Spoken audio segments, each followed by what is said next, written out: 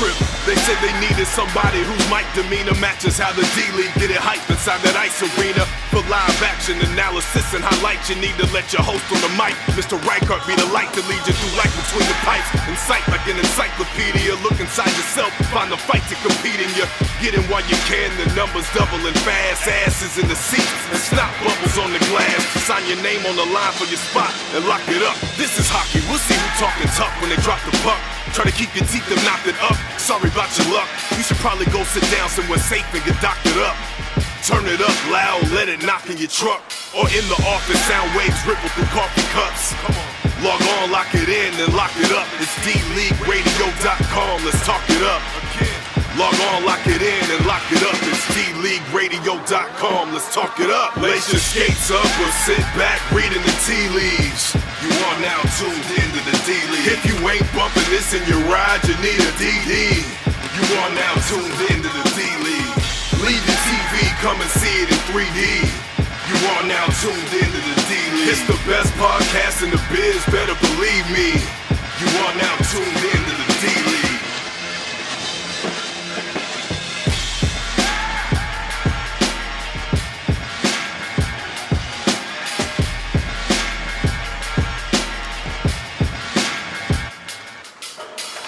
It's a great day for hockey here in Urbandale, Iowa, as we are getting set at Buccaneer Arena for the Western Conference Championship between the Wolverines and the Benders. My name's Eric Zamora. Alongside me, Matt Whips. We'll get into our whole crew here in just a moment.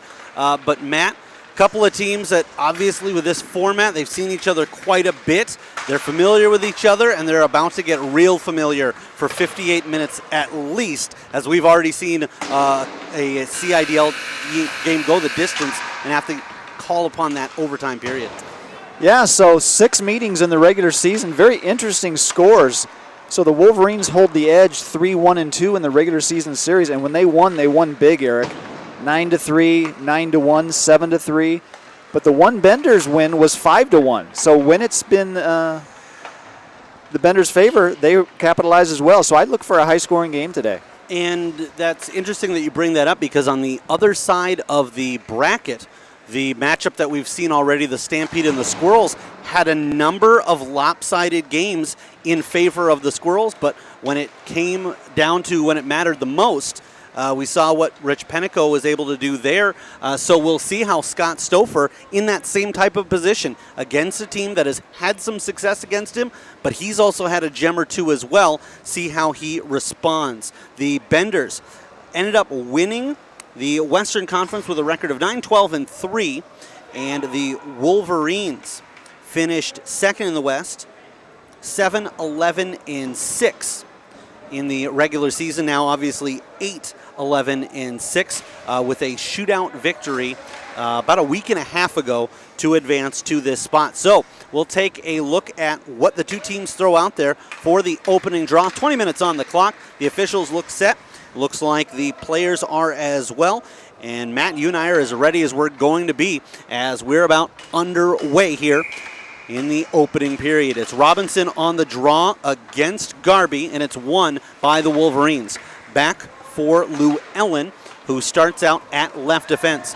This will be taken and handled by Justin Moore, and Davis with him as well. And it's interesting, a quick shot on right away, and couldn't tell there whether Stouffer had to make the save or it just didn't get through, and a backhanded play. But I would expect as this one goes down the length of the ice, we're going to see that Moore, Garby, Davis combination. I know that Moore and Davis were able to play together last summer, and then all three of them going back last year to the Jesters. They've got some familiarity, and it's no surprise they're leading the way offensively for this Wolverine squad. No surprise at all, and I got a first-hand look at that a couple weeks ago, as you alluded to, because all three of those guys were instrumental in their comeback against the Wanderers.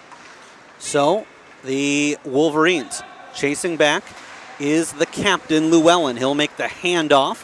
Moore dancing with it, has his stick partially lifted there by Stephen Delude, and he'll back up and get set again. Moore with it on the handoff. Looks like he's starting out on the right wing side. Tries to make a pass over for Davis. Davis, the southpaw, at least as a shooter, turns around and feeds it. Tries to get it below the goal line. Instead, it's stolen away. Should point out that the Benders, in their home yellow jerseys, black numerals, a little bit of white trim, going from left to right as you see it on the screen, and headed southbound the first and third period are the Wolverines in their road greens, white numerals and black trim.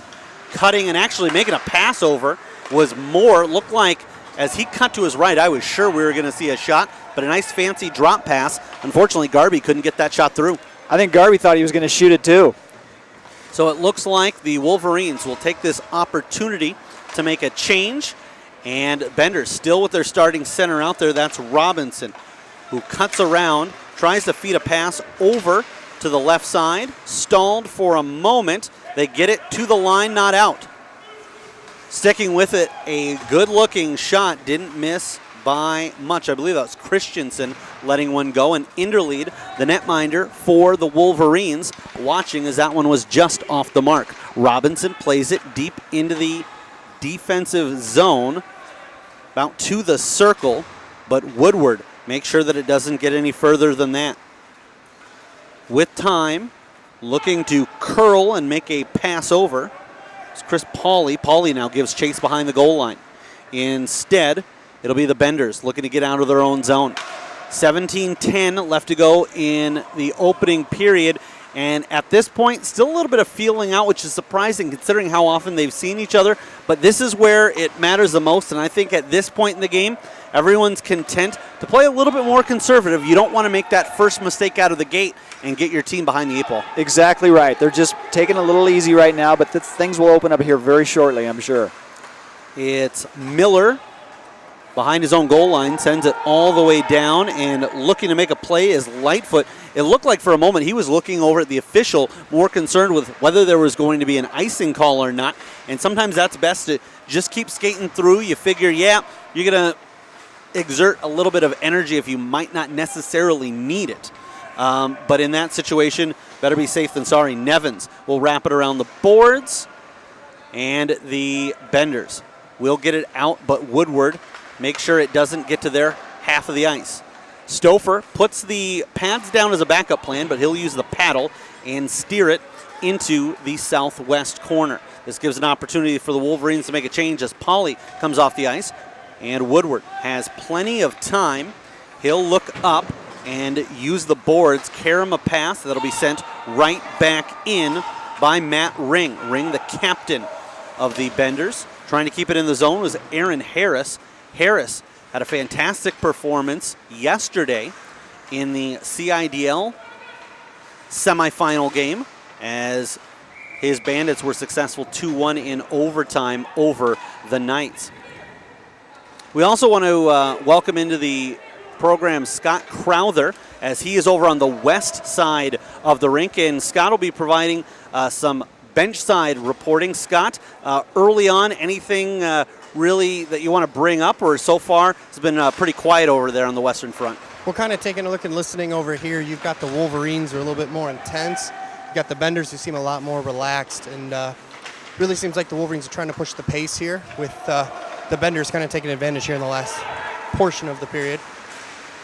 For those who don't know, All Quiet in the Western Front, that was a literary reference. I mean, for a hockey rink, I think I deserve some kudos there. That's pretty highbrow. That is a book that I can honestly say I wrote a book report on in 9th grade. I didn't read it, but I wrote a book report. Don't ask me the grade. Robinson sends a centering pass that got through, and I think what threw off Scholler was he was expecting that to go to Harris. Harris with it at his skates, can't find it. Now we'll try a wraparound attempt, and diving over is Inderlead. And boy, we just talked moments ago about a little bit of a slow start. Well, it got frantic in a hurry. It really did, and we were very close to seeing our first goal of the game there. Harris just had it elude him. As you mentioned, he didn't quite see it for a moment, and that's the time Interlead needed to recover. So great scoring opportunity for the Benders. The face-off will come to the blocker side of the netminder Enderlead, and he looks ready and capable. To give you a little bit of a look in at what we've seen so far in the playoffs, obviously it was a save here by Inderlead. It was the Wolverines advancing past the Wanderers last week and a half, 3-2 in a shootout. And the Benders were able to take advantage of that bye that they had. On the other side of the bracket, it was a big win by the Stampede over the Vicious Squirrels. Both, when you talk not only about the momentum it gave them, but also big on the scoreboard. And in the novice division last night, it was, well, we'll hold on to that for a moment. A big save there by the netminder, as that was Stouffer not just being able to make the stop, but really control where he wanted that puck to go. And there's two schools of thought. Either keep it close enough that you can cover it or get it as far away as possible. He chose the latter, and I think it was a smart decision. Yeah, he made a nice play there. Made sure it got to the opposite side of the ice right away, because there was definitely some Wolverines there on the other side. Woodward tries to thread the needle, but that was picked off by Dar. And now Dar will bring it into the offensive zone from the left side. Looks like he's got diluted down the middle.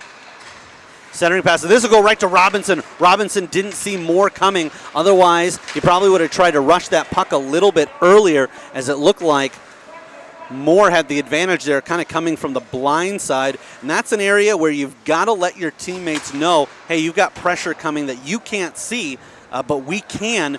And I think that if Robinson had gotten a little bit more of a heads up on that, might have been able to maybe not get a great quality shot, but at least get the puck towards the net and try to test interlead early on in this contest. Yeah, I think he was surprised that it came right to him there. Most of the time, the defenseman will go right up the boards. Altman tries to keep it in the zone, but can't. Instead, it's Garby. Holding on, dragging his skate was Moore, and that was a nice job. Otherwise, he would have been offside as he was screaming in from the right side. This will be played down, and we'll have an icing. 11:43 to go in period number 1. All right, so again, after a little bit of a frantic few minutes, we're back to sort of, I would say, a little safer play. Again, neither team wanting to make that opening mistake, but it's going to open up soon. You got so many high scorers out on the ice, especially on the Wolverines side with that line of Garby, Moore, and Davis. You've got a lot of attack and counterattack going over here. Nobody's really looking for the easy breakaway or goals. They're just trying to protect their own zones. Well, and that's the way I like to see hockey played. Everybody, yeah, you see those highlight plays where it's a long home run pass that gets connected. There's a shot blocker save by Interlead. But if you can go slow and steady and constantly be gaining the zone, I say it's a success. Every time you just switch zones. I mean, you're in the D zone, you get it out to neutral ice, that's great. You get it from there over the red line, now you can dump it in. As soon as you get into the offensive zone, you know, there's too many times where people say, I want to try to make a big play, stick handle, but sometimes just dumping it into the offensive zone, allowing your teammates an opportunity to change, that's a success. That's a win right there. This will be held in by Nevins. Thrown towards, it's a deflected up by Harris, and he sees Interlead catch that one out of midair. And again, you're talking about Harris, a player who was in that same situation last night, had the pads on, and he has to tip his cap to his fellow Tendy as Interlead keeps this a scoreless contest. That was not an easy save at all. Interlead had to be lightning quick to adjust to that one. On, and this time Interlead tested low, so early on we've seen a good balance of the two teams as far as possession goes, but the shots are heavily favoring, at least in the last few minutes, the squad in yellow, as Robinson in on the draw. Woodward will get to it first, and a stick lift there on Adam Lowell. And I want to apologize, as last night I forgot in the broadcast to mention, as we were talking about some of the great things we were seeing out of the Knights, how big of a contribution Adam Lowell has done with the Knights this season, and specifically in the last few weeks, as there was a shot coming from an awkward angle by Curiel, trying to bang that one home, or at least look for a rebound. That'll end up going into the corner instead. Bodies tie up, but the officials' arms stayed down, so we'll skate on 5-on-5. Looking to get it out of their own zone, the Benders. And had to be careful there, but able to pull that off. And holding up is Delude, as that was brought in by Conway. Conway tries to pounce on a loose puck. Instead, it's Interlead. He'll use his catcher. He'll cover it, and he'll freeze the puck with 8:48 to go in our opening period. Scott, what do you see down there as far as the mood on the benches? Is there a lot of chatter, a lot of nervous energy? What's going on down there? Both teams seem pretty chill down here. I'm not seeing a whole lot of talking, but they seem to know what their mission is, and they're executing. We've got a tie game at 0, so nobody's made a mistake yet. All right, so the bench is chill right now. We'll be sure to pass along a Netflix login for them. Back to the point and set up, but just off the mark. Nice offering there by Harang. Again, not necessarily looking for a goal, looking to just create havoc, and that was well executed. It just happened to be that the carom didn't go their way. That nearly did, as that hit off of the skate of a Bender player. I believe that was off of Nevins or Lightfoot. I'm going to have to talk to those guys and tell them to stop tucking in the jersey, because as a broadcaster, that is my, either that or the teams who, I do a soccer tournament every summer, and you'll find a team with like white jerseys with yellow numerals, and I just want to yell at the team manager. But that was a great idea. Again, you're not always, it's playoff hockey. You're not always going to go upstairs over the glove, roof and the crowd screams. Sometimes it's going to be, where did that go off of? Was that shin pad? Was that skate? Doesn't matter. It's in the back of the net. Well, the last game was proof of that. Matt Coleman scored a goal that literally bounced 10 feet in front of the net and went over the goaltender for a goal. So, yeah, anything on net is a good shot. Interlead has to play that one, and I do mean has to, as coming in with a ton of speed was Nevins. Now it comes to him. He's the lone man in the offensive zone. He'll wait, puts it on his forehand. That was actually slowed down by the captain, Llewellyn, who got a piece of it, and then it slowly trickled to the crease, covered up by the netminder, and he'll hold on just under 7 minutes to play here in the opening frame. Yeah, it was a good veteran play by Llewellyn. He didn't over-pursue or try to do too much there. He just stayed with the play and got a good deflection on it to slow that shot down. Never a bad idea in hockey, just getting people's way, as this is offered up from Ring. Tries to get it over. This will be covered up by Interlead, and we'll have a whistle. Want to thank the Keg Stand, primary sponsor of D-League Radio, now in its 3rd year being the primary sponsor. Located at 3530 Westtown Parkway in West Des Moines. Over 90 beers on tap with new tappings every week. A complete listing of the beers they feature on a beer menu and beer board. That one's set just wide. A full menu of some of the best food in town. Food specials all day, Monday through Friday, and open till 2 a.m. 7 days a week. A great place to hang out with friends or catch the big game on one of over 15 big screen TVs. The official sponsor of CIDL and the official home of the new CIDL, and as always, the home of D-League Radio. So, Eric, on that last sequence down in front of Interlead, Pat Scholler had a great deflection, just went wide, and that was the right idea, because if Interlead could see it straight on, he's probably going to stop it. So their best bet is deflections or screens. Moore will handle that, banks it, and it's held in just by a skate. Thrown towards the net. It's in! The shot was originated from the left point. It certainly hit off of players, but I'm not sure if it actually hit a teammate or not, so we'll have to see. But it's Zach Christensen, who does not have a goal on the season. He may have his first in the biggest of moments, and with just over 5 minutes to go in period number 1, the Benders strike first. They're on top 1-0. Well, if you're going to go scoreless in the regular season, why not open your scoring in the playoffs? Beautiful play by Christensen, what we were just talking about. Get it on net. Hope for a deflection, and as you say, we're not sure if it was a Wolverine or a teammate who touched it, but it doesn't matter because it's 1-0 Benders. I think you can give the credit to Christensen there. It looked like it went off of a Wolverine and past the goaltender. So we are going to check in a moment, but right now we've got the shots on goal before that one, as in favor of the Benders 7-1. I think nobody would have expected really any result out of this game. It's a pretty even match. I think most people would expect a close one, but not a blowout. I don't think, though, anybody would have said, you know what, early on, you're looking at almost all of the shots being generated by the Benders here. No, because typically the Wolverines, again, with that top line, generate a lot of shots, a lot of scoring opportunities, but so far the Benders doing a good job of keeping them to the outside. A face-off just outside the Wolverine end. This will be brought in by Dar. Thiele does a nice job of threading the needle there as he pranced with his blade just onside. Here's Conway fed from Thiele. Backhand effort by Robinson, denied. Interlead comes up with a huge stop there, gloves it, And I think Robinson went over and said afterwards, hey, buddy, what's your problem? That should have been in the back of the net. But Inderlead is able to come up with a huge stop, and perhaps that is the spark this Wolverine squad needs to start to get the momentum heading the southbound lane.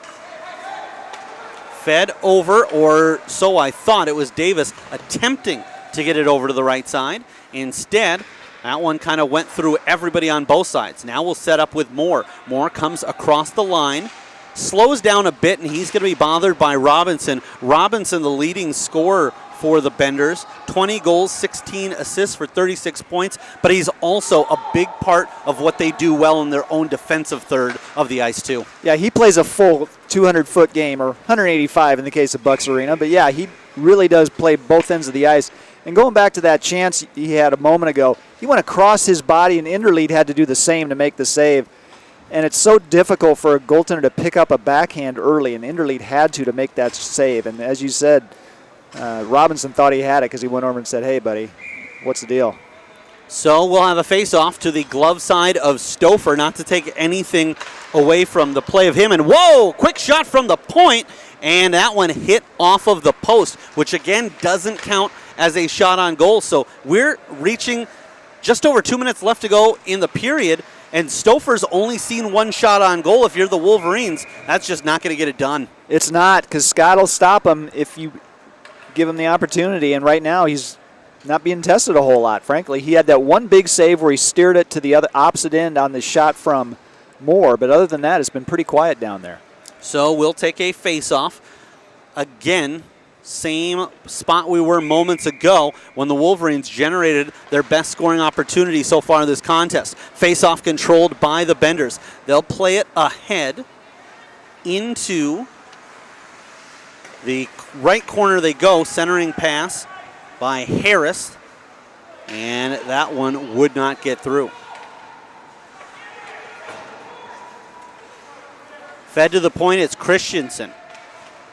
We have still not got confirmation yet whether he did indeed score that goal, and we've got a whistle here with just over a minute left to go. At this point in the contest, again, I don't think anybody was going to be shocked by the score, but boy, the ice seems to be tilted to our right, man. It really is, and so far the Wolverines have to be fortunate to only be down 1-0, and that last whistle was on a high stick from Luke Altman on the deflection attempt.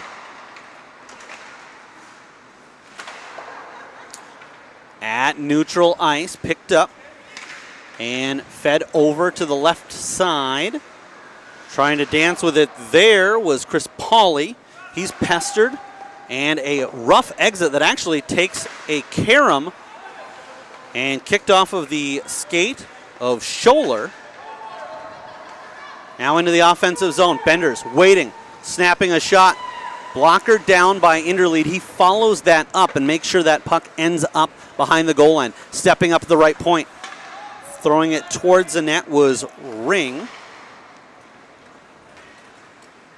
And they'll track it down. It's Conway. Conway takes his time. 15 seconds left to go in the period. The last thing you want to do is just create an opportunity for the other time to pick up momentum in the closing seconds, as this is Pauley trying to get it in. It's stolen away. Robinson will not have time to get that last shot off, however, as it's stolen by Garby.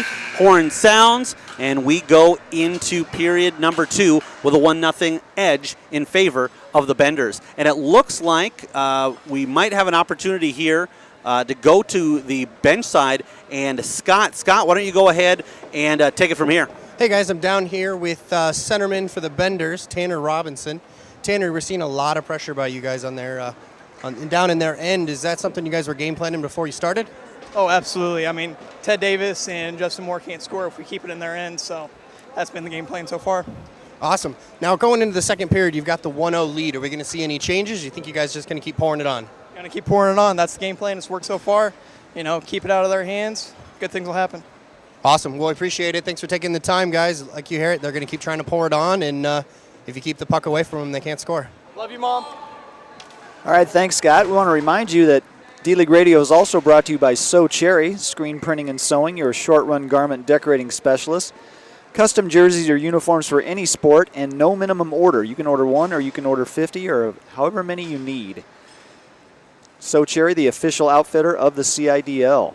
We will switch ends. So now going from right to left in yellow, black numerals, white trim are the Benders, named after Bender Bending Rodriguez. And also a common term for not the strongest of skater. In fact, I don't remember what channel it was on, but there was a short-lived hockey TV show called Benders, which I thought was worth its weight in gold. This will be played all the way down, and we will have an icing as Stouffer agrees. He's got his glove pointed up to the rafters.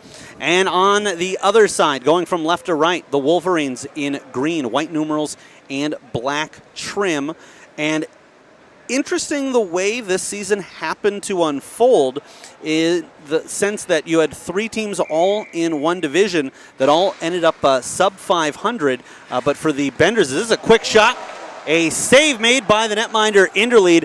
And despite the fact that his team is down by one, he has been tested early, tested often, and he's a big reason this team isn't looking at a bigger deficit. Now cutting in, waiting, and getting to it is Glorioso. Glorioso cuts back on his forehand, leaves a rebound. They try to go up and over Stouffer, and now Stouffer comes up with his best stops so far. The contest hasn't been tested much, and sometimes that can be a detriment to a goaltender who's almost coming into a game when everybody else is nice and warmed up and loose, being a little bit cold, but 30 comes up with a big stop and the cover. Yeah, long time between action there, and Scott had some there, and also a little bit of contact. He wanted to skate it off a little bit, make sure he's okay, and he is. So good stop there by Stouffer. It was a pretty impressive scramble by him. The puck was loose in front, bouncing around. He was able to keep his head on it and keep that puck out of the net. Sometimes it is a long time in between action for Stouffer, but there's no need to bring his personal life into it. Brought not quite into the offensive zone. Here we go, as waiting patiently at the line was Lightfoot. Instead, it's Dar. Misses on the short side as he sees it. Far side for those of you watching on computer screens around the world, as this is swept back in. And now they'll have to back up is Nevins, as despite the fact that he's playing forward, he's the last man back, cutting through, trying to get a shot off, and hacked at was Van Horn, I should say, his stick being hacked at, but a clean defensive play. Here's Christensen getting it done at both ends. I'd love to confirm that he's got his first goal. We still don't have an official update, but right now the Benders don't care if they give this goal to you, Matt, as long as it goes up on the board on the home side as they're on top 1-0. Getting through center ice was Moore, who got tangled up in his own skates there for a moment. Then going back, was able to backhand that from his belly and advance play. And here's Davis. Davis has Garby to his right, elects to hold on to himself. Backhand shot, steered aside by Stouffer. Moore trying to hold it in and use his strength. That one was wrestled away. They'll poke that ahead. Benders with it is Altman, and just as I say that, it's stripped of him.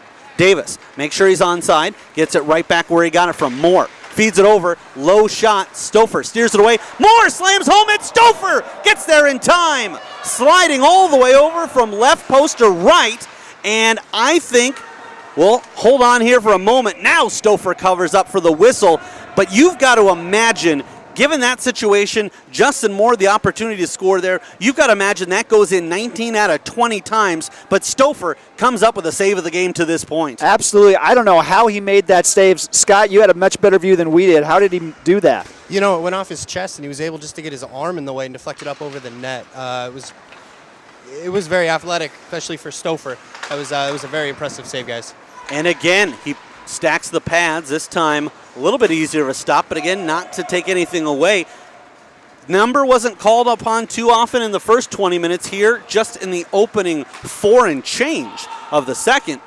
He's been tested a number of times, and he has stood the test. Played to the left wing side. They'll try to poke that around. The veteran Davis, that's a bad idea. Centering pass over for the goal scorer Moore, as he got his stick tangled up, but was able to get just enough of a touch on it, and it's almost a little bit reminiscent of Kuznetsov on Holtby. When you're expecting one more play and it never comes, you forget that there's still a puck that's slowly rolling towards the net. So when Moore had his stick lifted, that ended up working out for the Wolverines. Yeah, it looked very odd, almost like Scott was waiting for something harder. It was like an off-speed pitch that came in and just fooled him. So the changeup will be Justin Moore's 25th goal of the season, and he's nearly at the same point in assists. He's got 24. He needs another point to get to the half-century mark. This is set up for the Benders. Looking to move it, was Scholler to Harris, right back. Just onside, played back out, and that was stripped away just before they got to the blue line. A little nifty pass there at center ice. Dumped back in. And so early on, Stouffer wasn't under too much pressure. As of late, it's been a shooting gallery on the Benders netminder, and he made the difficult ones look easy and the easy-looking one a little bit rougher. But again, I've always said until you put the pads on, you don't realize every save, every puck thrown towards you is really an adventure. This will be banked ahead, but a little bit too long is the pass. Interlead watches as that rolls over to his right, and we'll have a draw back in Bender territory, and we'll see how the team in yellow responds to, I don't know another way to put it, a rather fluky and for the Wolverines fortunate goal. Yeah, and we expected the Wolverines to push back, and they definitely have done that here in the opening 7 minutes of the second. And right now the Benders need to kind of just readjust and say, hey, it's still tied. We're kind of back to where we started, so let's reset and get going in it. Lowell, he feeds that over for Niemi. And he'll now look to turn the other way as he's got to back up. They'll hit Robinson. Robinson cuts around one man and stays through the battle. And the officials keep their hands down. That was a fantastic job of tangling up and getting just enough physical contact to throw Robinson off, but not enough to draw the penalty, or if he'd taken a half step more, perhaps even a penalty shot there. Yeah, good heads-up veteran play by Woodward to do just enough to break that up with no penalty. This will be played over, slowed down by Niemi, who's immediately pressured. That was Miller. Now over. Trying to get the handoff is Pauly. Instead, it'll be Christensen. Christensen throws it up. Duluth slows it down, but that does trickle over the blue line. For a second, thought that he'd kept it in his own zone, which would have been a tough pill to swallow. Now they'll try to feed it over for Duluth, who gives a poke at it. Not able to get there in time, and will take the whistle as the icing is called back into Bender territory. So, Scott, since the tying goal, what's the mood like down there on the Wolverines bench? You know, you're seeing a lot more life down here. Before that period started, Justin Moore told me he was going to put one on the board, and sure enough, he did. They're definitely jumping on the puck. They look way more energetic than they did in the first. Well, Nostradamus Moore proves right. He ties the score. Christensen behind his own net, throws it across the center of the ice. Now, had a lot of velocity, so he was able to get away with that. But a difficult exit to try to cut against the grain. Here's Interlead throwing it into the corner. Looking for a centering play. And trying to just immediately move that over was Altman. This will be chipped out Wolverines trying to win a race. Unable to. This is over. And with time is Christensen. He'll advance the play. Tangling up there were Lightfoot and Altman. Wolverines, second effort, and that's a nice one as Glorioso brings it over to his forehand, fires. The shot broken up by Christensen, but the Wolverines maintain possession from the left point, trying to get a shot through. That's blocked by the body of Ann Becker, as she sacrificed there on the shin pad, all the way down for Interlead. Backhanded by Altman, second effort. Got it to go. And awaiting is Becker, who kind of had a lot of open territory, but back the other way.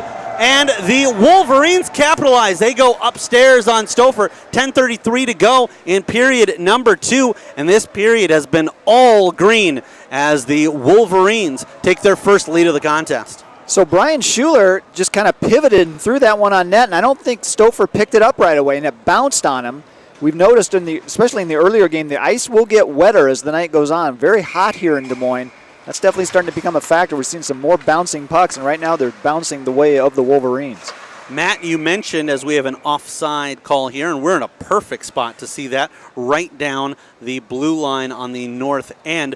You expected that this wouldn't be a low-scoring game, and really, 20 minutes in, it was looking like that may end up being a little bit early to say. Now it's starting to, I think, develop into the game you were expecting. It really is. This is what I really expected from the get-go, but in the playoffs, things readjust, and I guess we should have expected that, but now it's definitely like these two teams like to perform. Chipped up and held in by Woodward, but that's stolen away. Here come the Benders with an odd man rush, trying to get around is Harris. Harris has a man, feeds him beautifully, but it just gets over the stick of Scholler. He gets tangled up in the corner, tries to feed it out front. That actually hits off of Robinson and then went up, and nobody could locate it quickly. Moore tried to jump all over Conway there, who didn't see him coming. This will be played down the length of the ice by the Wolverines, and we'll take the icing back in Wolverine territory. Well, that was a beautiful centering pass back there, and it just jumped over the stick with this wet ice, and it was a tough play, but everybody thought Scholler was going to shoot that puck, and then Harris just couldn't quite corral it. But a great play nonetheless. So Brian Schuler picking up the goal. Dylan Glorioso the assist. 9:19 time of the goal in the second period. And we're still waiting for official confirmation. But as to this point, we haven't known any reason not to give it to Christensen. Cutting over, trying to feed himself was Davis, as he was well ahead of everyone else in the Wolverines. Didn't have another real option. Thiele gets tangled up, and a player goes down on the Wolverine side, but pops right back up. I believe that was Nemi. It comes to him, and he'll take his time, tries to feed it down, and just misses Garby. So an icing call will bring it back down into Wolverine territory, despite the fact that they've had 2 goals and certainly more opportunities than they had in the first period, and more opportunities than this Benders team has in the second. It's been those little things that they've just not been able to tighten up, and has to be one of the things that the Benders have got to look at and say, hey, we certainly haven't played our best game to this point, but we're right in there, and if they can capitalize on a couple of those little mistakes. Quick shot! Save! Interlead comes back, and another save!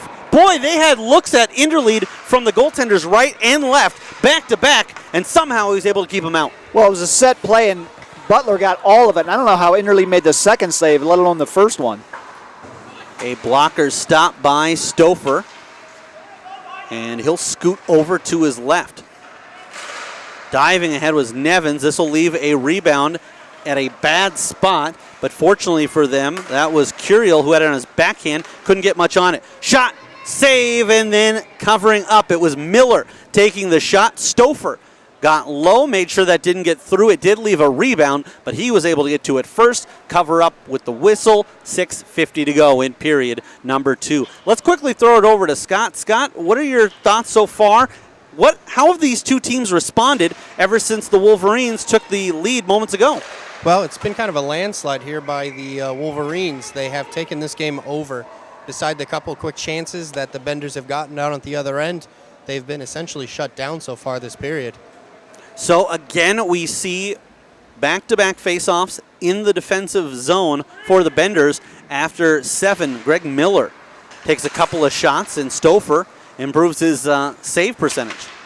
Sent up the right wing side, trickles through, but that'll be no difficult play for the Wolverines to get to it first. This is sent ahead and poked out of the reach of Altman.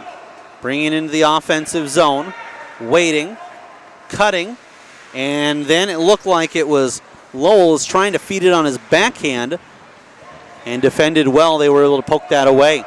Benders miss on the outlet pass. like the idea of going cross ice to cut down on the chance of it being an icing, but it ends up going all the way down anyway. And we saw the play mostly to our right in the first period.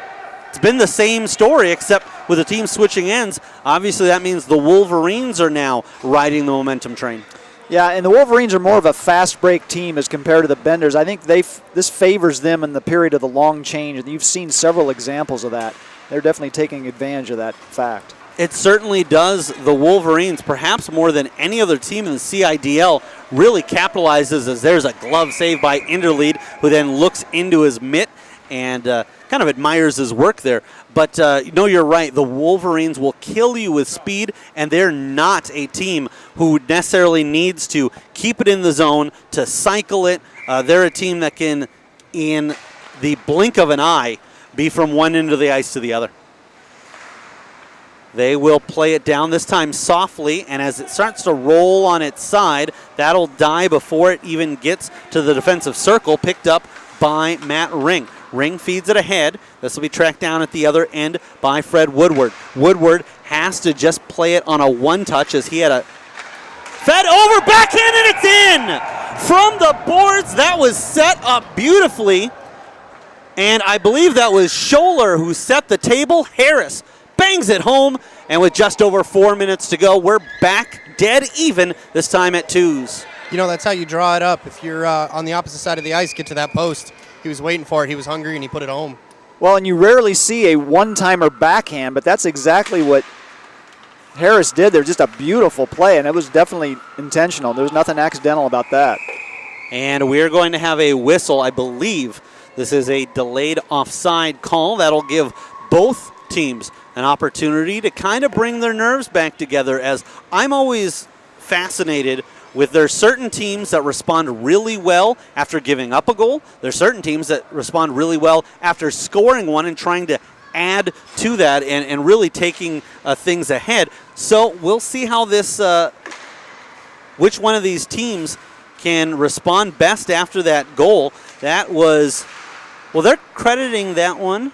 Hold on one moment. No, we're still waiting for either the Benders' goals to be credited to any players, as obviously the score 2-2. And there we go. It's Harris from Scholler, and we'll give Chris Lightfoot an assist on that one as well.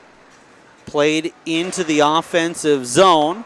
That will carry him off of Schuler, and he misses everybody there. And that was close enough where I thought that they may wave it off, saying that Todd Harang could have played it, but it was just out of the reach of the defenseman. So with 2 minutes and 35 seconds, looks like the Benders are going to try to get some fresh personnel out onto the ice, trying to capitalize here on what could be a big momentum swing if they can strike again. And there's plenty of time, 2.5 minutes to go here in the second. And the Benders have to feel very fortunate to be tied at this point. They've withstood a big barrage from the Wolverines, so I think that goal is going to lift them a lot more than one goal normally would. And when you take a look at the two periods, like we said, it was Benders in the first, it was Wolverines in the second, but not all things are built equally, and this has been a more dominating period, even though the Wolverines didn't get many shots on in the first, just in the sense that Stofers really had to come up with a lot of big stops in order to keep this one at where it is. They go upstairs on Stouffer. He comes up with the initial save. It's still loose. Here's Miller. Netminer not set up yet. And then somehow at the back door, Stouffer comes up with a stop on Moore. Looked like Moore was going to have time. Backhand shot, and it's in. Finally finished off. The exclamation point put on by Ted Davis. There were 3 times where we prematurely were sure that was in the back of the net. And if you're Scott Stouffer, all you can think is, what else can I do? I make save after save, and you just got to either have one of your players get to the puck and clear it, or for it to take a fortuitous bounce for the Benders and get away from those pressing Wolverines, but neither of those ended up happening.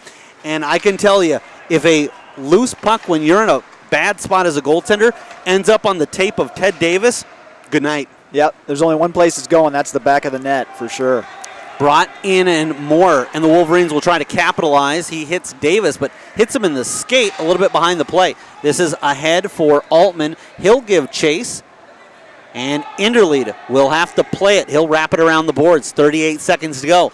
Period number 2. Wolverines just jumped back into the lead, and they're clean at the line. Fed over for Davis. Davis fires a quick snapshot. I think everybody was expecting him to hit the middleman, Garby, and he did not miss the short side by much. Sent up, Davis trying to get to it, not able to, and fighting to keep that out. Miller throws it towards the net. Moore got a piece of it and actually ends up sending it off target. So it was Davis from Moore. Miller misplays it, and here comes Robinson. Shot out of a cannon, and a fantastic job scooting over. I believe that was Llewellyn with the closing seconds of the second period. Robinson had a full head of steam, and it looked like he was going to have perhaps an opportunity to capitalize there. Well, Eric, we had just a little bit of everything that period. And just as we were saying the Benders withstood the barrage, the Wolverines strike back, and that was a big late goal. And it's going to be a crazy third period for sure. All right, so we're going to go down to the bench of the Wolverines. Scott Crowther reporting. Scott, what do you have for us? Hey, guys, I'm down here with Moore, who's got the second goal of the game. And what are you guys doing differently in that period? Well, we had the mentality. We tried it last game and put Garby on our line, so we just super stacked it. We feel pretty good right now. Obviously, the duel between Ted and I have been just in sync all year. I messed up a little bit on that one pass, but again, we'll just keep up the intensity. It's what we've been doing all year, and hopefully it takes the rest of it from there. Hey, you guys were really outshot in the first, and you guys came back and responded big time in the second. What are you guys going to do here in the third? Keep it up. I mean, the intensity's picked up ever since we got the goals. We're a team that feeds off goals. We have usually a slow first period.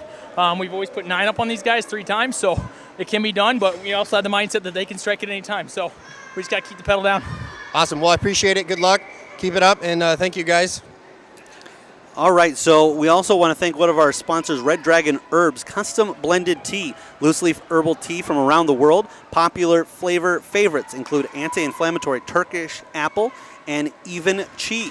Red Dragon Herb teas now being served at 1882 Coffee Company in Bondurant, where you can order online at reddragonherbs.net. A custom tea blend is a great gift idea for anyone who loves getting gifts, and nearly a gift there for the Benders right out of the gate, as they had an opportunity coming over with some speed was Scholler. This will be played up, and Lightfoot will feed it back to the point. Sent right back to him by Nevins. Lightfoot again sets the table. Nevins fights off one man in the slot, sends one through, kicked out by Interlead, and that was a nice job making sure that got to the west boards. Sent back up, chopped at, and now Nevins will wrap it around. Looked like Harris for a moment was ready to go behind the goal line, but he was premature as it never got there. Set up, that was picked off by Ring, and a skate stop to keep it in play, and swiping at it from the seat of his breezers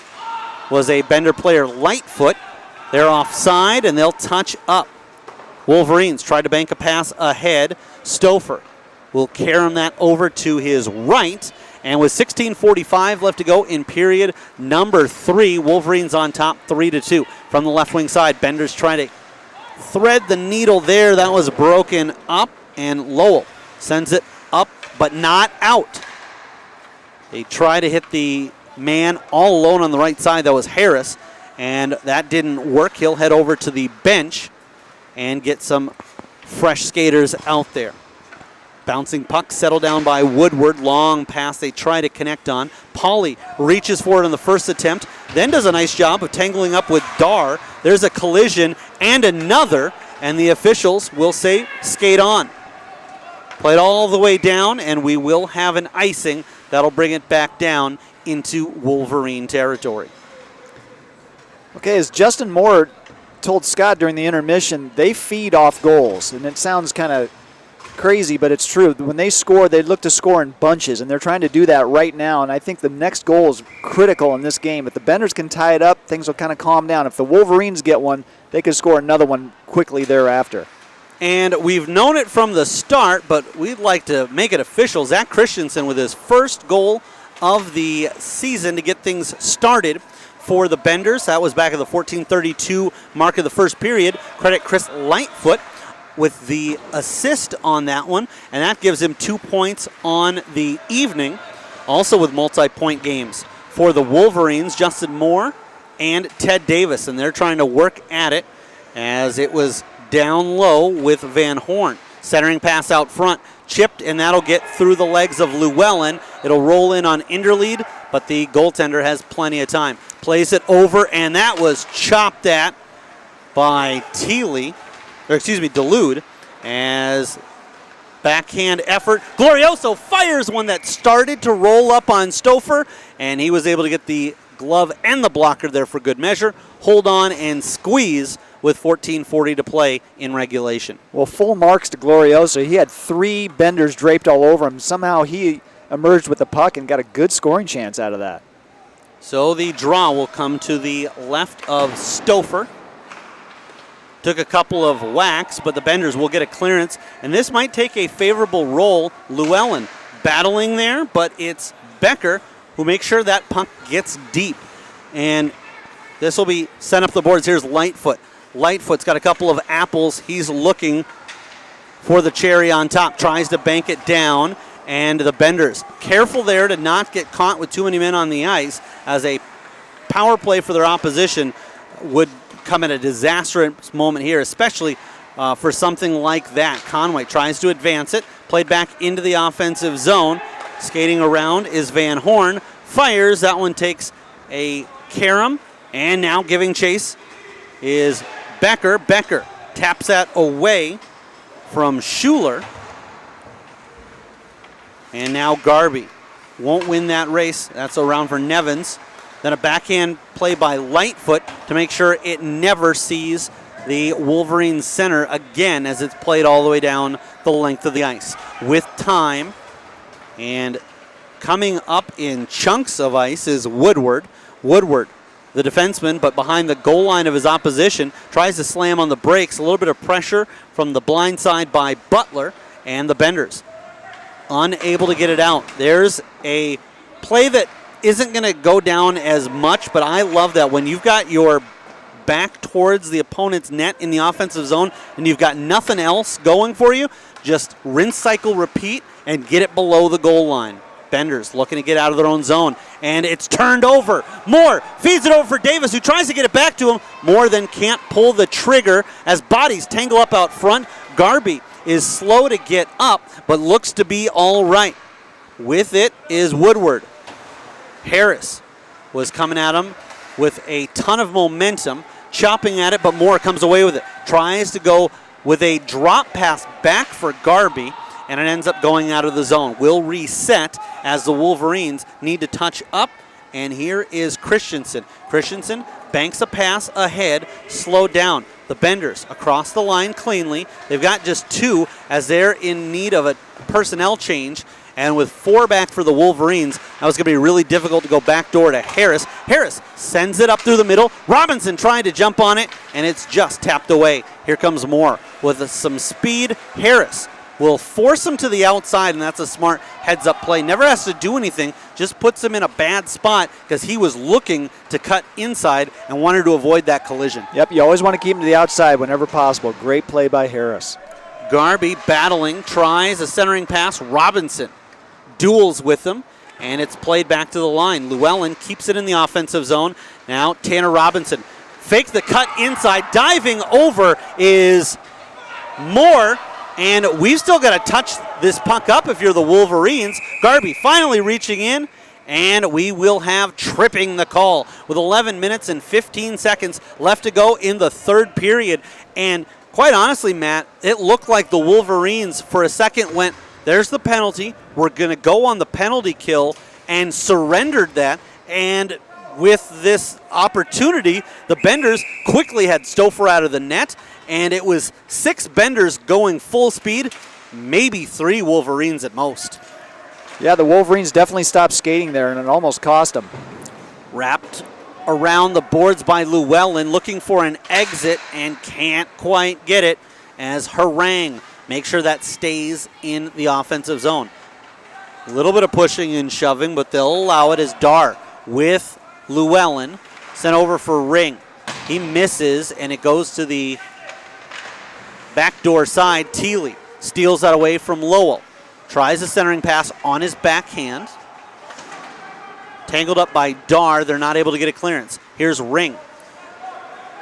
Ring from the right circle has options. Throws it towards the net, and Inderlead had it between his pads, but wasn't 100% sure, and he looked around, checked his right and left, but it ends up being between the pillows, and with just over the halfway point of the power play expired, Benders are going to try to get some fresh personnel out there and quick. Yeah, good pressure so far, and they're keeping it in the zone, which is exactly what you want to do. Nothing too crazy, just good fundamental hockey. And haven't mentioned to this point, but the Benders missing a couple of players throughout the season due to relocation. Matt Trishon now out on the East Coast, and Joey Gale just this past week moving out to the West Coast in Seattle. So this Benders squad a little bit vulnerable. They've been without Trishon for a while, but I think without Gale in the lineup, especially that speed, has really been a detriment to them, but they've been able to persevere well. This is Miller, sends it around the boards, held in. Christensen throws it towards the net. A slow roller, didn't miss by much as Becker taps it around. Thiele tries to give it right back to her, but was expecting a zig. She instead zagged, and so the Wolverines come up with possession, but have not been able to clear the zone just yet. Conway uses his body, tries to keep it in. Instead, it'll be Moore advancing it for Lowell. Collision there right in front of the Powerball dasher board.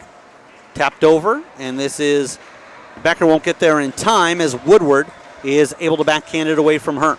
8:25 to go, 3-2. Wolverines on top, and they'd like to see that that's all we see in this game, as obviously if this score holds up, we won't need to go to extra time. Conway with time, and that immediately goes away as Glorioso came in almost out of nowhere. Altman takes no prisoners there as he fires a shot, a little bit off balance, but got quite a lot on it. What he was, and this is brought in well offside, what he made there with the velocity and the torque on the shot, just missing a little bit on the accuracy. Just a little bit, but Luke Altman gets his money's worth when he shoots. He usually gets a lot on it, and that was no exception. Do want to, again, thank everyone for tuning in. My name's Eric Zamora, Matt Whips, color commentary, Scott Crowther, our sideline reporter, and Rich Harms running the camera, as well as our engineer and producer. Robinson fires the shot. Inderlead came up with the stop, and then it went through the crease. And how often do you see that? As again, it's thrown towards the net. The stop was made on the left side, but it exited on the right. It's loose, and trying to jam it home is Altman. He gets tangled up with Inderlead, and they seem to bump gloves and say no harm, no foul. 7 minutes to go, down by one. Everybody knows that it's going to be the best effort out of all 12 people on the ice at all times. And right there, that just shows you what playoff hockey is all about, sacrificing the body and diving to try to make a play. Yeah, we are officially in crunch time now. You can tell it. You can just almost feel it. Thrown towards the net. That took a deflection actually off of Miller as he reached up. I think he was thinking that I can deflect that off target, and quite honestly, I think Inderlead would have rather had him leave it be, as he was seeing it cleanly and thought it was going to go into his glove. Brought back in by the Wolverines, so there was going to be no offside. Reaching in is Ring, as diving to make the play was Brian Schuler. This will be played back, and Miller quickly gets it out of his own end. Tracked down by Nevins, and he has to be careful there as Glorioso with the forecheck, aggressive behind the goal line, nearly came up with a steal. Chipped out to the red line, it gets no further as Greg Miller plays it back into the Benders' end. This one will go down. Llewellyn there looked like for a second he was going to reach out, pulled his stick back, and I was curious to see if the officials would say, well, that means obviously you could have played it. I honestly think that Llewellyn couldn't, but he made sure that looked to be further away from me than maybe it was at first glance. Yeah, I laughed because that motion alone I thought was going to be enough for the referee to wave that off, but it is an icing call. And the faceoff will be to the right of Scott Stouffer. I have seen that where an official will penalize a player saying, I know you couldn't get to it, but you got to give me effort. You got to at least half, 2/3 stride. And sometimes if a defenseman just stops playing it, then at that point they'll say, all right, that means this is good. And this is good at the line. Thiele fires a shot, and then Inderlead, using that hand-eye coordination, comes up with a stop, then pulls it back in. And that is a scary feeling if you're a goaltender, to have to do that with confidence, because you want it to come back to you, but you know that if somehow you use that and pull it back in and miss, you're going to end up putting one in the back of your own net. Chipped out, and here's Davis. Davis, bothered by Christensen, who wins that 50-50 battle, played over and kicked ahead by Moore. Moore has played soccer and shows it there as he feeds this up for Davis. Davis spins around, and now shuffling over to his right is Stouffer. We'll keep an eye on him. Way too early to pull him, but in a couple of minutes, it's a whole new ball game. 4:08 to play. This one goes all the way down for icing. And I do want to point out that with 4 minutes to go, not the time to go all out quite yet, but we're getting there. It's starting to be that, maybe in this situation I wouldn't roll the dice, I wouldn't be this aggressive. Now is the time of the game where when you're down, being aggressive is going to end up being the trademark of whoever advances in this contest. Yeah, absolutely. And the Benders know they have to be the ones to score the next goal. If they go down by 2, it's going to be almost impossible to come back against this Wolverines team. And on the other side, the Wolverines are not sitting back and trying to win this 3-2. They are taking every opportunity they can. There's a tripping call on the way. So at 3 minutes and 25 seconds to go in the third period, we're going to have a power play advantage for the Benders. This will be interesting to see if perhaps you get halfway through this power play. Do the Benders think about pulling Stouffer for a 6-on-4? I think they have to consider it. We'll see how much they can keep it hemmed in the Wolverine zone. But that was a big play there, and now the Benders go back on the power play. Well, I'll tell you, down here after that call, the Wolverines reacted pretty negatively. So we'll see if that hinders them at all in this penalty kill. And this will be Garby. Garby looking for a clearance and gets just that. I don't think that necessarily the Wolverines are saying, well, that wasn't a trip. It was a pretty obvious call. I think they felt that the Bender who got caught up maybe oversold it and thought it should have gone both ways, but you've got to be really sure to call an embellishment dive at this juncture of the game on a tripping call that was as easy to call as that. Miller, and that actually kicks off the skate of a Bender player. Turning and firing was Robinson, just off the mark. They try to jam it home from the side, and that just gets over Conway. A bouncing puck, and Moore breaks free as the first person closest to Conway. He'll try to create some pressure, and does just that. Then he will make the smart, safe play, and I love that play. Backhand it, then I'm going to get my butt off the ice and get some fresh personnel back on in my place. Very smart play by Moore.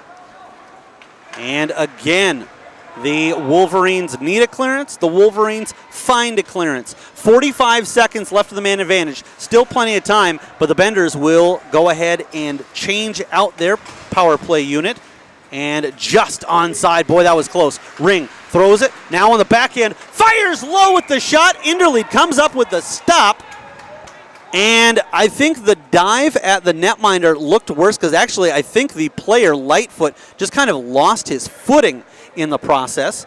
We've got a stop clock here, 1:28 seconds, 32 left on the man advantage, and the scenario we dialed up a moment ago is coming to fruition. Stouffer is no more. He's on the bench. We've got 6 on the ice, and they've got 32 seconds to try to capitalize on a 2-man advantage.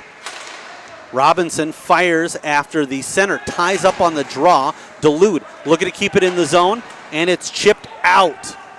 This will get to the red line. Davis is chomping at the bit. He's back on the ice in 16 seconds. Christensen was cutting through.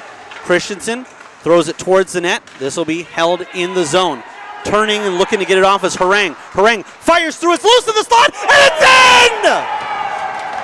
Chris Lightfoot scores low in the slot. We've got 60 seconds to go, and how about this? Davis was 3 seconds away from getting out of the penalty box scot-free. Instead, he's in the box when his team watches their lead evaporate, and we've got 60 seconds to see if one of these teams can finish this in regulation. Unbelievable. And full marks to Todd Harang. He didn't rush it. He waited till he made sure he could get that puck through. He got it on net, and it created the rebound. And Chris Lightfoot puts it home, and it's 3-3. Llewellyn feeds it ahead, and this will go into the Benders' end. Played up, and Becker hits Thiele. Thiele wastes no time. That's Dulude coming up with a shot, and Inderlead makes the stop, but he didn't look too confident as he was sliding over to his right. 33 seconds left to go.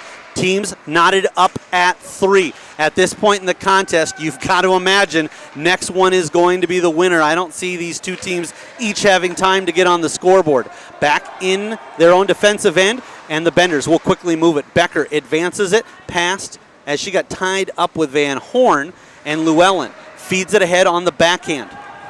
And boy, that goal really seems to have sparked both teams as they're coming out as quick as they've been all contest. 2 seconds left, 1, and we're going to overtime. And how about this as we take a look at the games we've seen so far in the CIDL playoffs? Only 2 of them have been finished in regulation. This is now the 3rd game that will need more than 58 minutes up on the clock to determine a winner. Yeah, the magic of the playoffs. Looks like Scott has the interview with the hero of the moment, Chris Lightfoot. Scott? So, Chris, you guys have a minute left, and you bury it. What are you thinking? Oh, man, I don't know. It just came out to me, and there was a whole big pile up, and I don't know how it snuck through. Goalie's playing amazing, so I'm just glad it went in. I've seen a lot more urgency from you guys here in the third. I know that the second kind of got away from you guys, but what did you change here to be so successful in that third period? I think we just started moving our feet more. I think we got the sticks on the ice there, and we just started really digging deep. Awesome. Well, I appreciate it. Go get them in the third or overtime here, and we'll see who takes this one out. Thanks, guys. All right, we want to once again thank So Cherry Screen Printing and Sewing, your short-run garment decorating specialist. Custom jerseys or uniforms for any sport. Original art screen printing for any occasion, company function, school outings, family fun events, and more. No minimum order. You can order 1. You can order 50. Multitude of garment decorating options, whether it's screen printing, embroidery, options to fit any budget. The official outfitter of the CIDL, and you can check them on the web at socherry.com. You can also like them on Facebook. Well, 5 minutes up on the board, and we'll skate 4-on-4. If we don't have a goal in the next 5 minutes, we will go to a shootout. This will be chipped by Miller up the left side. Held onto Davis. Feeds it over. Moore tries to get it right back. No, actually, it was behind him. It was Miller making the play and feeds it over to the right side. Moore pestered behind the goal line. A centering pass, but nobody there, at least wearing his color sweater.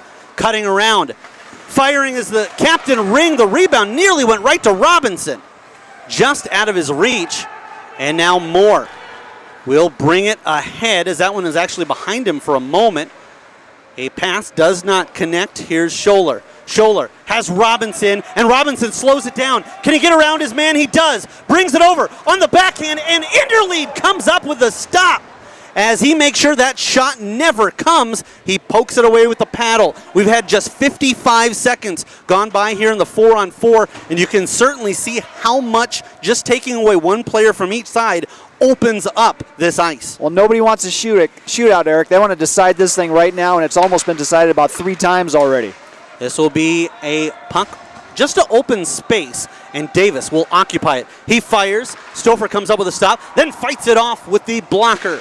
Goes into the corner, and looking back, Moore watches as Miller gets to it first, and I'm going to be curious to see the Wolverine, the big names out there, how much time they stay out here in the overtime period. And if at some point they say, you're gassed, you got to come out, here comes Harris. Harris waits, fires off the side of the net, and I can tell you there's probably a person or two in the building that saw the twine move and thought we had a winner. This will be poked away from the red line. They'll advance it, and we are going to have an icing, bring it back down with 3 minutes to play in extra time.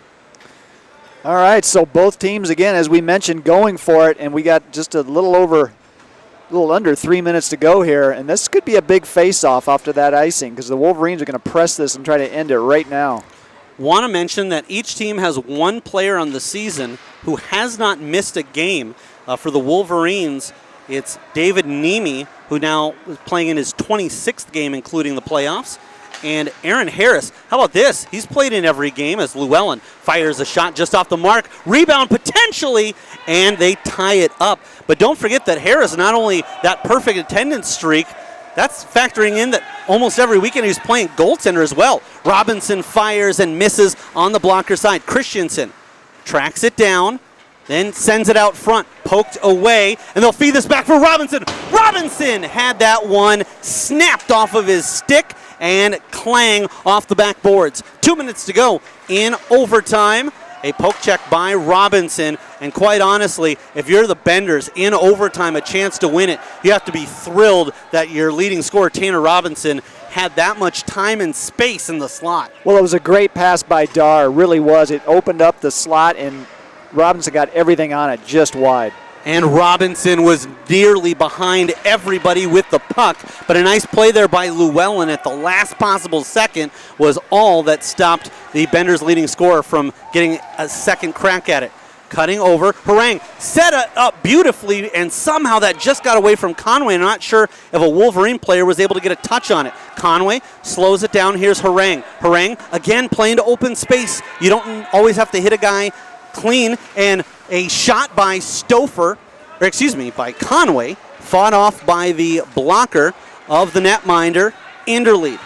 Reaching in, and Conway will come away with it. He'll curl, top of the circles, fires low, Inderlead with the stop! Somehow he was able to get his pad over. Sent out front for Lightfoot. Lightfoot has 3 points in the game, and I thought he was going to get his fourth there. We'll stop the clock with 49 seconds to go in extra time, and Inderlead looks like if we had a timeout in this league, I'd be burning it right now. Wow, is this any good? Fantastic play by Inderlead to keep his team alive, because this is all Benders here in the last 2 minutes. And you talk about players getting back onto the ice quickly. How about 68, Tanner Robinson? Seems like he came off just a moment ago, and he's back out there for the draw. This will be played down, and Ring will get the inside step, but it won't matter. 36.7 seconds left to go in overtime, and way too much time, but we'll keep an eye on both these teams. If perhaps one of them gets an offensive zone draw in the closing seconds, if they could potentially pull their netminder and try a 5-on-4, but we're getting ahead of ourselves. Here's Robinson on the faceoff, tangling up, and Altman on the backhand plays it deep. Sent around by Nemi, and Glorioso cuts it over to the left side. Schuler tries to feed that ahead, and now waiting, firing, and a good look there by Van Horn. But closing the wickets was Stouffer. This one will roll down slowly. Does it have enough for icing? It does. 12.7 seconds left to go in overtime. And at this point, you can throw out everything, because with an offensive zone faceoff, you can say perhaps a chance for the Wolverines to end it. But with Tanner Robinson on the other end of the ice, this is not like, well, it's either we win or we go to a shootout. No, he's got the speed to take it the length of the ice if they can win it clean. Thrown towards the net. It was there for a moment. Trying to kick at it was Glorioso. He turns and fires, wastes no time. It goes behind the net, and the horn will sound. 4 periods in the book. Not enough to come up with a Western Conference champ. So we will go to a shootout. And Matt, I almost at a loss for words here, but from what you've seen out of these two teams, does either team jump out at you as the favorite in the shootout format? you know, I got to give it the edge to the Wolverines just because of Ted Davis. He is a wizard at this, as he proved a couple of weeks ago. And we'll see what happens. But if the Wolverines score first, I like their chances. Scott, what are your thoughts? You know, it really looked like the Wolverines wanted to get to a shootout here. They looked pretty confident. Even with the horns sounding, they didn't push on a lot in that period. But, yeah, I think the hand goes to these guys. They seem to have the hands to take this shootout. And I have to agree with you there.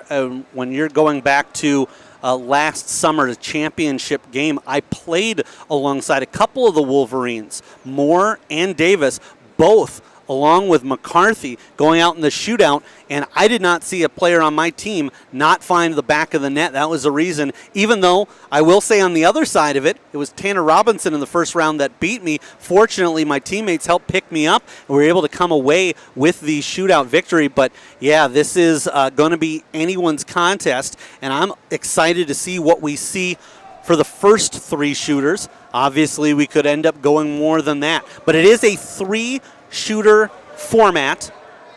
It is not the Olympic 5 style, and the officials looking to get everybody set. It looks like it'll be the Wolverines shooting first. Stouffer will ready himself. Yeah, the Wolverines as the home team have the option to go first or defer, and they had to declare that before the game started.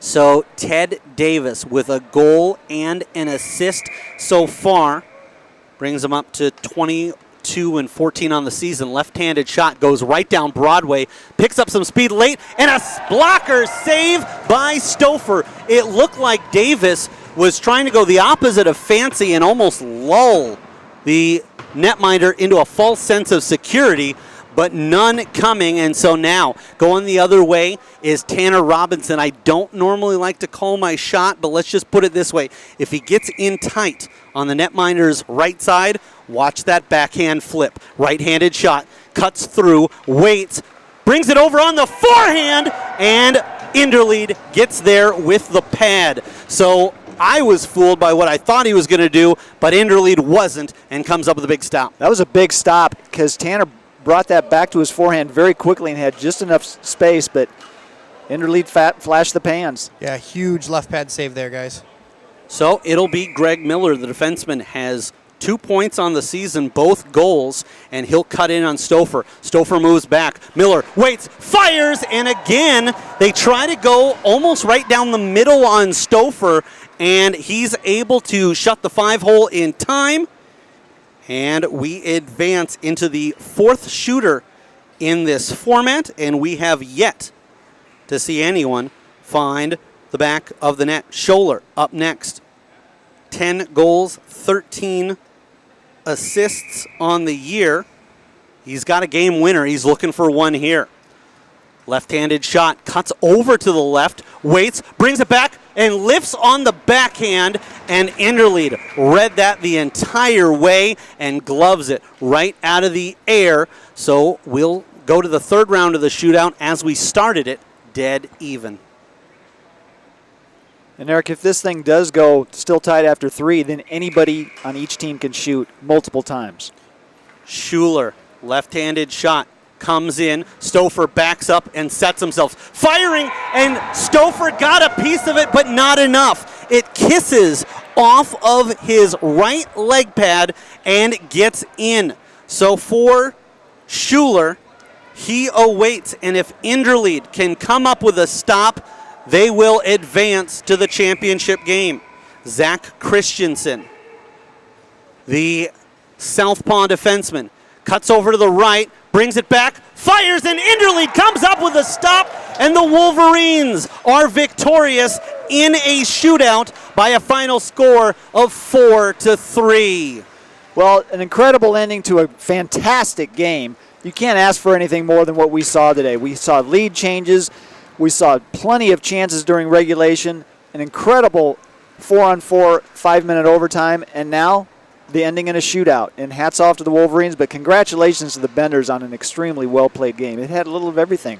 Short of Buccaneer Arena's roof collapsing like the Metrodome a few years ago, I don't know what else you could have asked for out of drama. You had a defenseman score his first goal of the season. You had teams going back and forth. Stout defense and goaltending, but sprinkled in with some offense and some great timing, as well as, how about this, the Benders fighting back and on the power play with the goaltender pulled, 2-man advantage, minute to go, and they got the game tied up. Fantastic job by both teams, and I can tell you right now that it's just the team in green that's riding high, but both of these teams should be picking their heads up, as it was a great job of, I mean, when you break it down, 63 minutes of running clock hockey and then a few more in that shootout. And at the end of the day, you talked about the Wolverines coming up with the victory in the shootout, going in thinking about the big shooters.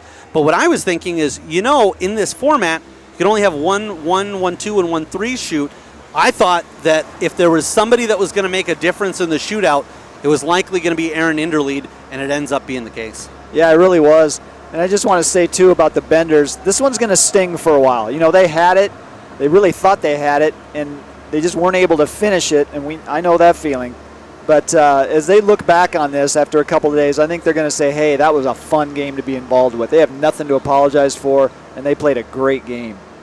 Twice in the last 2 seasons, in the fall season, my season has come to an end on the wrong side of a championship game, and as you pointed out, you'd rather be on the winning side, but just those moments, just those things those are the things that you talk about with your friends and your drinking buddies and your hockey buddies for years and years to come. We would like to one more time thank the Keg Stand, the primary sponsor of D-League Radio, now in its 3rd year as the primary sponsor of DLR, located at 3530 West Town Parkway in West Des Moines. 90 beers on tap, new tappings every week, and a complete list of the beers they feature on both a beer board and a beer menu. A full menu of some of the best food in town, food specials all day Monday through Friday, open until 2 a.m. 7 days a week. It's a great place to hang out with friends, catch the big game, as we've obviously got big games right now. Washington, Las Vegas, the Stanley Cup Final. Check it out at the Keg Stand on one of over 15 big screen TVs. They're the official sponsor of CIDL and, as always, the home of D-League Radio. So before we wrap this up, I want to also thank Scott Crowther for doing his sideline reporting. And Scott, you saw this thing firsthand up close. What are your thoughts? It was a really good game. There was a lot of different things happening between lead changes, bad penalties that ended in goals, but the Wolverines were able to pull it out with a good shot in a shootout. Very interesting. Yeah, fantastic game. Eric, I don't think the next one's going to be able to top it, but I could be wrong. If they can get even close, the Stampede and the Jesters, we're in for a heck of a finish. You know what? Every time we've gotten together lately, we've said that. And then it seems like somehow the hockey gods have smiled down upon Urbandale, Iowa, and said, I'm going to bless you with an absolute gem. And quite honestly, that's kind of what I'm expecting out of this next one. You've got the top overall seed in the whole thing, the Jesters. They were fortunate that they had a bye last week and were able to avoid Rich Pennico doing what Rich Pennico does best, which is he has those games where he just turns it on. Last week, that allowed them to advance past the Vicious Squirrels. We'll see if he's got one more in him today. But we'll go ahead and put a bow on this one. So your Western Conference champs, the Wolverines, advancing over the Benders in a shootout by a score of 4-3. They'll advance to the championship game. For everyone a part of D-League Radio, for myself, for Matt Whips, for Rich Harms running the camera and engineering, and for Scott Crowther, we thank you for tuning in to this episode of D-League Radio.